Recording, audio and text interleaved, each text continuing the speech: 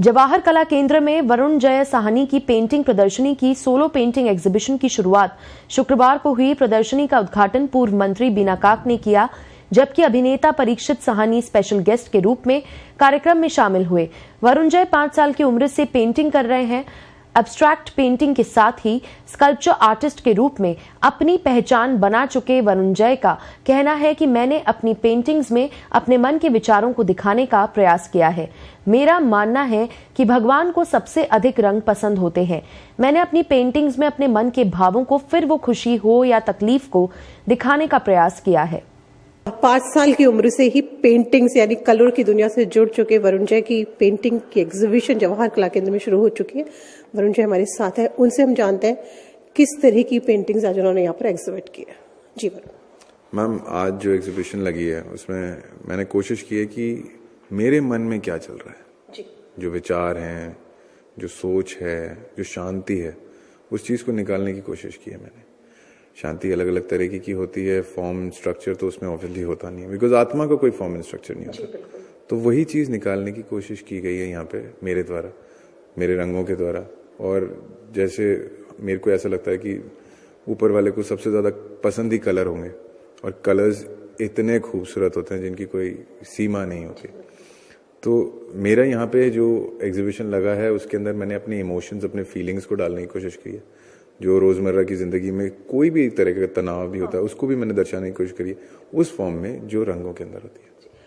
कितनी यहाँ पे पेंटिंग्स आपने एग्जिबिट की है, उनके बारे में थोड़ा सा बताइए। ऑलमोस्ट 75 to 80 पेंटिंग्स मैंने इस बार लगाई। कितने टाइम की मेहनत है ये आपकी? मैम 2 महीने की। अच्छा, 2 महीने में आपने इतना सब कुछ बनाया है? बहुत कुछ बन चुका है मैम। ऑलमोस्ट जैसे I start with 6 to 7 paintings in one time. 6-7 painting एक साथ कैनवस पे लगी होंगी और मैं उनको एक साथ बना रहा हूँ। मेरी क्लैरिटी ही मेरा मेन यूएसपी होता है कि मैं कितना क्लियर हूँ अपने थॉट प्रोसेस में। बचपन से मेडिटेट करने का मेरे को एक परिवार में से मिला है। मेरी नानी भी करती थी, मेरी मदर भी करती हैं, मेरी वाइफ भी करती हैं। तो एक रोज़मर्रा की ज़िंदगी में जब आप ओम का जाप सुनते हो या चैंटिंग सुनते हो तो उसी से कई चीज़ें ऑटोमेटिकली हो जाती हैं। और अब तो ये सिचुएशन हो गई कि मेडिटेशन मेरे लिए ही पेंटिंग रह गई है। I mean the more I paint the more meditated I feel. जी, आपने अलग अलग शेप्स में यहाँ पर आपके कैनवास है, उसके पीछे कोई खास सोचा है? Ma'am, I like to go versatile, you know. Shapes और साइजेस डिफरेंट होंगी, वर्सेटाइल होंगी, तो उसके अंदर थोड़ा सा एक समन्वय बनता है। It's not the regular life, you know. आप अलग अलग रंग के कपड़े भी पहनते हो, उसके अंदर किसी में जरी का काम होता है, किसी में कुछ होता है। उसी तरीके से शेप्स एंड साइजेस हैं कि आप अलग अलग तरीके से ये महसूस कर सकें कि और भी क्या हो सकता है आगे।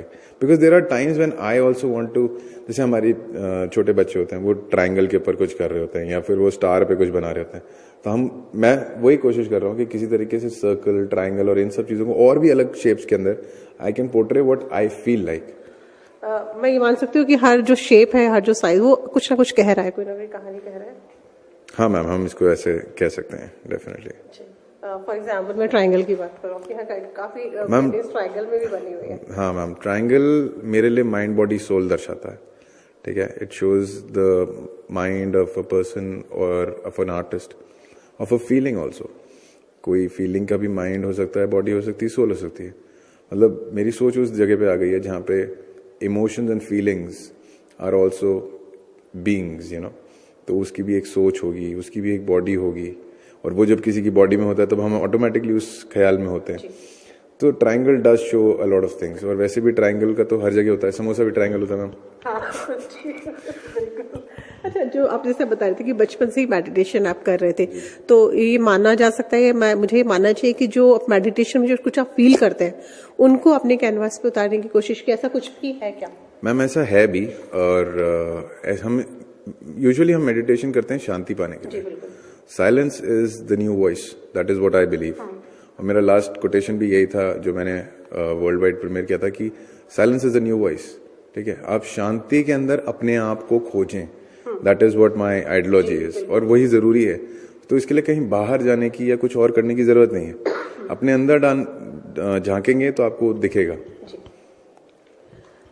ये पहली एग्जीबिशन आपकी जवाहर कला केंद्र में, इससे पहले भी इससे पहले भी मैं लगा चुका हूँ यहाँ पे। इससे पहले के फ्यूचर प्लान्स क्या है आपके और कहाँ? मैम मेरे दिल्ली के प्लान्स है, बॉम्बे के प्लान्स हैं, ठीक है, और जयपुर में तो डेफिनेटली मैं लगाता रहता हूँ। We are also doing healing and as well as Varun Jay arts itself is a big firm where we do lot of healing and paintings and photography and all.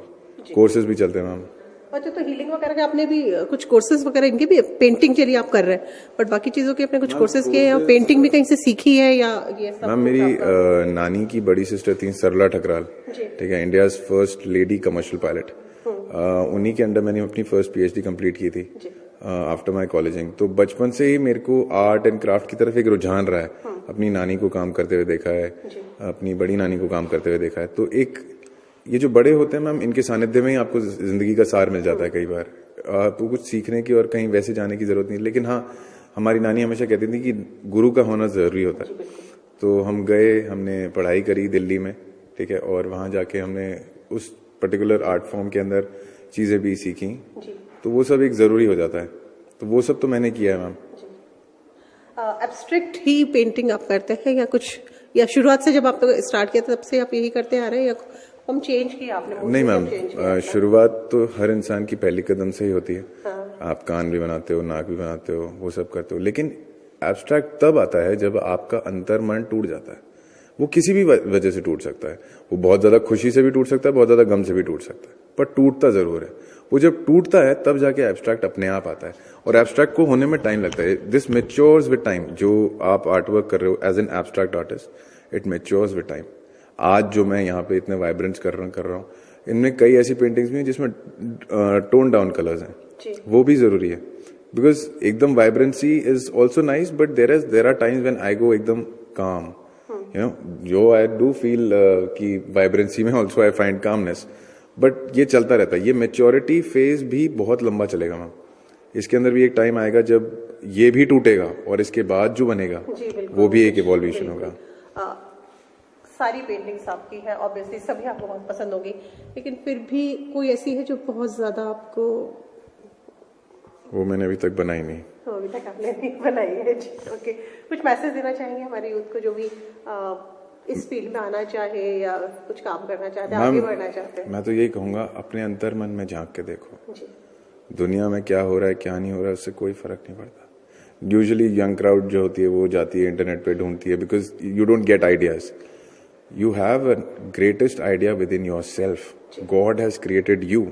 तो उसने जो किया है वो कमाल किया है, तो जो तुम अपने अंदर से निकालोगे वो और भी ज्यादा माशाल्लाह कमाल होगा। Thank you so much. Thank you ma'am. Thank you so much. तो ये थी हमारे साथ आर्टिस्ट एब्स्ट्रैक्ट पेंटिंग जो बनाते हैं वरुण जय, जिनका कहना है कि बाहर इंटरनेट की दुनिया पे, सोशल मीडिया में कुछ नया देखने की जरूरत नहीं है, अपने अंतर्मन में झांकी कुछ ना कुछ जरूर निकल कर आएगा। पत्रिका टीवी के लिए कैमरा पर्सन संजय शर्मा के साथ राखी हजेला।